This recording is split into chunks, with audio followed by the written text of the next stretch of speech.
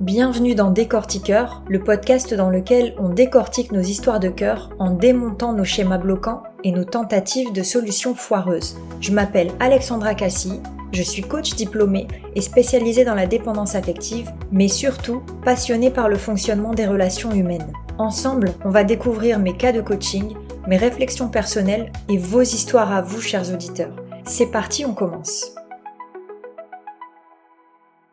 Bonjour à toi et bienvenue sur ce 6e épisode.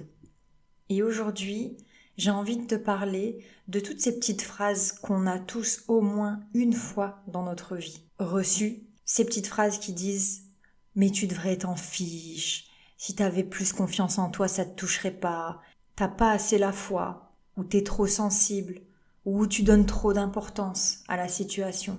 Toutes ces petites phrases pour lesquelles, quand tu as commencé à t'ouvrir et à parler de ce que tu vivais vraiment, de tes émotions, de ce qui te contrariait, de ce qui était un peu négatif, ces phrases qu'on t'a répondu pour mettre fin au débat en réalité. Et ce qu'on te dit quand on te répond ce genre de choses, c'est ton émotion le problème. Donc c'est toi le problème. Alors que la vraie question, c'est pourquoi cette situation, elle me touche ? Qu'est-ce que ça vient éveiller en moi ? Est-ce qu'il y a quelque chose qui est objectivement blessant ? Qu'est-ce que j'ai pas vu ? Qu'est-ce que je devrais me dire ? Parce que quand tu te plains, quand tu amènes comme ça quelque chose, un sentiment négatif, t'es pas en train de dire que c'est l'autre le problème. Donc pourquoi te répondre que c'est toi le problème ? On cherche pas un coupable. On est là pour comprendre. Et tu sais à quel point j'aime comprendre les situations et le comportement humain. Et en fait, quand toi, t'es là à amener ton émotion à la personne à qui tu te confies, t'es là pour essayer de te comprendre. Et là, en fait, tu te prends un mur. On te met un stop net à ta réflexion, à ta demande d'aide de réflexion, et on te coupe dans cette petite introspection. Pourquoi ? Parce que l'humain qui n'a pas fait ce travail d'être à l'aise avec les émotions des autres, avec les situations des autres, avec le fait de décortiquer, cette personne-là, souvent elle va confondre sensibilité et faiblesse. Elle va confondre le fait d'être touchée avec un manque de confiance en toi. Elle va confondre le fait de ressentir quelque chose de négatif avec le fait d'être fragile. Et ça, bien évidemment, on peut remonter très loin, mais comme on vient d'une super société qui empêche de ressentir, qui empêche d'être faible, il faut toujours être fort, il faut toujours être le meilleur, on est en compétition constante. Tout ça, ça vient annihiler en fait les sentiments qui sont un peu, les émotions, les sentiments qui sont un peu connotés négativement et qui vont faire passer la personne qui les subit pour une personne faible. Or, une personne confiante, elle peut être blessée. Une personne qui est croyante, à qui on va dire « t'as pas assez la foi », cette personne, elle peut traverser un doute, et une personne qui est solide, elle peut être impactée par une situation. Et ce qui se passe, c'est que quand quelqu'un vit une émotion difficile, au lieu d'aller avec elle explorer ce que ça dit, ce que ça lui procure, pourquoi c'est là, etc., on lui donne une injonction, et une injonction à se détacher de la situation. Et en fait, on lui demande de s'anesthésier, de s'auto-anesthésier. Et la personne qui subit ça, à force de l'entendre, elle va finir par douter, en fait, de sa légitimité émotionnelle. Elle va finir par douter de tout ce qu'elle ressent. Ok, est-ce que je suis normale ? Est-ce que je suis trop sensible ? Elle va se juger, elle va se forcer à se détacher, comme on lui a demandé finalement. Et elle va finalement se dire, en fait, c'est moi le problème. Et ça, c'est dangereux, parce que en faisant ça, on vient pas annuler l'émotion. L'émotion, elle va rester là, elle va rester ancrée, et elle va rester ancrée dans le corps, et bien profondément. Elle va juste pas se sentir comprise, cette personne, et elle va rester avec son problème. Et deuxième effet, elle va se détacher des gens. Elle va se détacher de la personne qui lui a donné cette injonction-là. En façade, elle va être là, elle va être présente, souriante, elle va faire la forte, etc. Elle va rigoler. Mais au fond, elle va se détacher de la personne parce qu'elle n'est pas en confiance, parce qu'elle n'est pas écoutée, parce qu'elle n'est pas reçue comme elle l'est. Ça veut pas dire que la personne qui est à l'écoute, Ça veut pas dire que cette personne-là, elle doit tout recevoir et tout digérer et tout comprendre avec elle. Ça veut dire qu'elle doit reconnaître son émotion et si elle-même n'est pas capable de l'aider à se comprendre, la renvoyer vers quelqu'un ou quelque chose capable de l'aider en réalité. Mais surtout pas lui faire comprendre et lui faire croire que c'est elle le problème. Il faut vraiment bien comprendre qu'une émotion, c'est pas un défaut, c'est un indicateur, c'est une boussole. Ça va t'indiquer comment tu te sens et ça va te donner des indications sur la marche à suivre. Comment tu vas faire pour te sortir d'une situation, comment tu vas faire pour atteindre un objectif, comment tu vas faire pour construire un petit peu les relations que tu veux ou déconstruire les relations que tu ne veux plus. Cette émotion, elle est là pour ça. Et si on commence à lui demander de se taire à cette émotion, si on va la cacher, si on l'écoute pas, ta boussole, elle est cassée. Et si ta boussole, elle est cassée, tu vas te mettre à faire n'importe quoi dans ta vie. Tu vas réagir n'importe comment, tu vas t'entourer des mauvaises personnes, tu vas prendre les mauvaises décisions, et ainsi de suite. Et vraiment, aujourd'hui, je suis persuadée que la société dans laquelle on vit, les gens qui sont soit stressés, en burn-out, qui sont dans des situations familiales hyper compliquées, qui n'aiment pas leur travail, qui vivent pas au bon endroit, qui ont pas la vie qu'ils veulent en réalité. Je suis persuadée qu'il y a une bonne partie de ce problème-là qui vient du fait de ne pas se comprendre, de ne pas être entendu dans son ressenti et de ne pas soi-même s'écouter dans son ressenti. Pourquoi ? Parce qu'à partir du moment où on ressent quelque chose et on essaye d'en parler, on se fait rabrouer et on nous fait comprendre que le problème c'est nous. Donc en fait, ce qu'il faut faire, c'est se taire, faire taire cette émotion, rentrer dans une case et plus jamais en sortir et faire semblant en fait que tout va bien dans la vie. C'est un peu comme ça que la plupart d'entre nous vit malheureusement. Et le manque de confiance, on l'a pas à partir du moment où on a cette émotion et où on essaye d'en parler et on essaye de comprendre. Le manque de confiance en nous, il vient quand on écoute cette voix qui nous dit « mais si tu réagis comme ça, c'est parce que t'as pas confiance en toi ». Et c'est là où on a vraiment plus confiance en nous. Pourquoi ? Parce qu'on n'ose pas s'affirmer, on n'ose pas dire « mais non, mais j'ai vraiment un problème ». Et en fait, si t'es pas capable de m'écouter, c'est toi le problème. Si t'es pas capable, si t'es mal à l'aise face à quelqu'un qui va pas bien, qui est perdu, qui a une émotion négative, si t'es en incapacité d'écouter cette personne, c'est que c'est toi le problème. Tant qu'on sera pas capable de faire ça, on va se mettre dans des situations qui nous mettent inconfortables et on va jouer à ce cercle vicieux. Et donc, on va rentrer dans le jeu de l'injonction que cette personne nous a faite, c'est-à-dire, on va vraiment perdre confiance en nous. Alors qu'à la base, avoir une émotion négative, mais c'est complètement normal, c'est être complètement humain. Souvent, la personne qui te répond « mais tu devrais t'en fiche » ou alors qui te dit « mais t'as pas assez la foi en fait pour aller malgré tout ce que tu crois, malgré ta religion ». En fait, ce qu'elle veut dire cette personne, c'est « arrête d'être dans cette émotion parce que je suis inconfortable avec ça, je sais pas comment le gérer ». Ce qu'elle veut, c'est que tu te répares vite, que t'ailles bien vite pour qu'elle passe à nouveau des bons moments avec toi, qu'elle puisse rire, qu'elle puisse être dans la légèreté, etc. Elle veut t'éviter de remettre en question la situation. Donc pour elle, c'est une tentative de solution rapide. Ce qu'elle veut, c'est que tu ailles très vite mieux pour reprendre sa petite vie, pour reprendre son confort, mais elle veut pas rentrer dans la vraie relation. Ce qui fait que vos liens vont être vraiment resserrés. Il faut bien avoir conscience que ce genre de relation, on l'a pas avec tout le monde, on l'a pas avec tous ses amis, c'est vraiment avec des gens qui nous sont proches, mais globalement, je trouve ça un peu triste de pas pouvoir s'épancher plus et de pas pouvoir montrer sincèrement ce qu'on ressent, comment on vit les choses, etc. Et qu'on joue à ce jeu-là de porter un masque, de sourire alors qu'on n'a pas envie, de pas pleurer alors qu'on en a envie.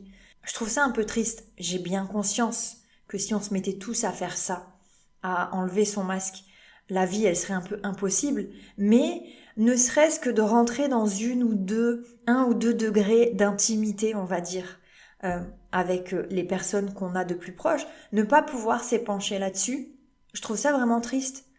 De pas pouvoir, souvent, on peut le remarquer, et moi, je le remarque au quotidien, et je l'ai remarqué récemment, à des gens à qui j'ai pu dire bah voilà, j'ai perdu quelqu'un de ma famille récemment, je me sens comme ça, comme ça. Voilà, en dehors des messages ou des réponses rapides, ah j'espère que ça va aller mieux, je suis désolée pour toi, ah, c'est vrai, je pense à toi. Voilà, au bout d'une semaine, 2 semaines, voilà, il faut vite repasser à autre chose et on va plus t'en reparler. On va pas te demander comment tu te sens. On va pas te demander comment t'as vécu les choses. On va pas revenir sur ce sujet-là qui est hyper malaisant. Et je trouve vraiment ça très dommage. Parce que très peu de gens sont à l'aise avec l'idée de comprendre le comportement humain, à parler d'émotions, à écouter vraiment les autres. On est tellement tous focus sur nous que dès qu'on sort de chez nous, on veut penser à autre chose que nos problèmes. Et donc on porte notre masque et on veut que les autres en fassent autant. Et là, on commence en fait une pièce de théâtre. Une fois qu'on est sorti de chez soi, même peut-être une fois qu'on est sorti de sa douche, parce que ça commence même avec le conjoint auprès de qui on va porter un masque pour pas montrer ses émotions, pour pas trop l'embêter, pour pas le mettre mal à l'aise, parce qu'on sait, on a vu que il ou elle était pas forcément super réceptif. Donc c'est tout. On se met à agir d'une manière où on montre pas vraiment ce qu'on peut ressentir, qui on est, etc. Alors je te pose la question, est-ce que tu as déjà essayé de parler d'un sujet un peu profond, de ce que tu vis vraiment, à plusieurs personnes de ton entourage à différents degrés, que ça soit ton mari, ta femme, que ça soit tes parents, tes cousins, tes cousines, tes amis, tes collègues, ton patron. Est-ce que tu as déjà essayé d'aborder un sujet vrai, réel, un vrai souci que tu as avec dans ta vie? Est-ce que tu t'as déjà essayé de le faire? Ou est-ce que tu portes déjà une armure, un masque, et que t'es conditionné à ne jamais le faire? Mais si t'as déjà essayé, remémore-toi les réactions. N'hésite pas à me raconter ça en commentaire, je suis curieuse. Parce que je suis sûre que dans la plupart des cas, tu t'es pris une réaction de malaise.